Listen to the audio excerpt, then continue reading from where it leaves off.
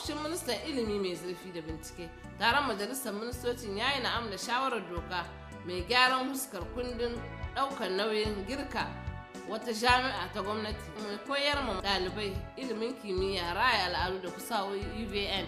A huskar ofishin ministan sadarwa, taron majalisar ministocin ya amince ma shawarar doka mai tsara ma'aikatar ministan sadarwa. An hidda ma'aikatar ANSI daga ƙarƙashin ofishin ministan sadarwa, daga yanzu ta koma a ƙarƙashin kula ta fadar shugaban ƙasa. Daga nan sai aka saurari sanarwa ta farko daga ministan albarkatun noma da kiwo akan yadda damana bana ta soma, sai kuma sanarwar ba da kwangilolin gwamnati. An saurari sanarwa guda 3 daga babban daraktan fadar shugaban ƙasa akan kwangilolin saka yanar gizo a cikin makarantu da gidajen likita. Karo na farko za a soma da makarantu 8 na koyon aikin malaman makaranta Ecole Normal da Lycée 22 da kuma CAG 268. A karo na biyu zai shahi gidajen likita 339. Bayan haka jami'ar Abdulmumuni ta birnin Yamai za a sa mata yanar gizo ta wifi guda 20 cikin shekaru 3 masu zuwa. Firaminista ya yi sanarwa akan kwangiloli guda 3. Guda 2 na farko sun shahi ayyukan tattalin ruwan ƙasa na gulaben talwa a jihar Agadez da na Sirba da kuma Dargwal na jihar Talabiri. Sannan sanarwa ta 3 ta shahi sayan kayayyakin aikin jami'an tsaro na kwana-kwana.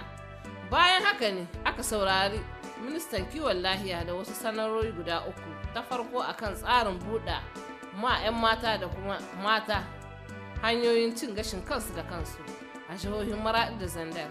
Sanarwa ta 2 da ta 3 sun shahi gina asibitoci guda 5 a jihohin Maraɗi da Zandar da kuma faɗaɗa ɗakunan shan magani guda 35 a jihohin Maraɗi da Zandar domin ba su matsayin gidajen likita cikakku.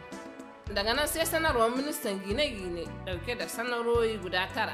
Sanarwa ta farko da ta 2 sun shahi gina gadodi akan hanyar Yamai zuwa Talabiri. Sanarwa ta 3 ta shahi gina wasu hanyoyi akan hanyar fita Yamai zuwa Talabiri.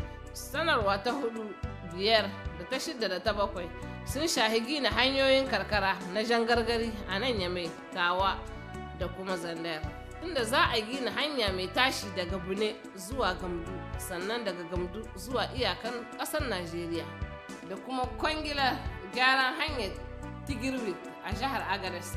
Sannan ministan muhalli, ruwa da kuma tsafta shi ma ya yi sanarwar kwangiloli guda 4. Ta farko akan gina matatan ruwa a Karegoro domin wadatar da al'ummar babban birnin Yamai da ruwan sha. Ta 2 ita ma akan haƙa manyan tiyo na ruwa a Rutfilinge. Ta 3 akan gina matattarar ruwa da shato a unguwar Rutfilinge da kuma unguwar Yaware. Ta 4 akan kwangilar sa ido da bibiyar ayyukan gina matatan ruwa ta 3 a nan Yamai a Karegoro. Sannan aka saurari sanarwar ministan noma da kiwo akan kwangilar sayan ton 1,500 na irin hatsi saboda manoman Difa, Doso, Maraɗi, Tawa, Talabiri, Zandar da kuma Yamai. Sai kuma aka saurari sanarwar ministan ilimi mai zurfi akan kwangilar gina ɗakunan karatu guda 2 masu ɗaukar ɗalibai 250 kowannensu a jami'ar Doso da Maraɗi. Daga nan sai sanarwar ministan kula da sha'anin ilimi, yaƙi da jahilci da kuma raya harsunanmu na gida akan kwangilar sayan kayayyakin aiki na ofishin ministan ilimi.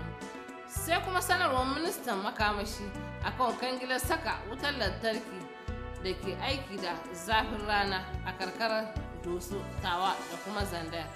A ƙarshe an saurari sanarwar minista da aka wakilta don kula da kasafin kuɗi a ofishin ministan kuɗi da tattalin arziki akan kwangilar sayan kayayyakin aiki na shirya ƙidaya al'umma karo na 5.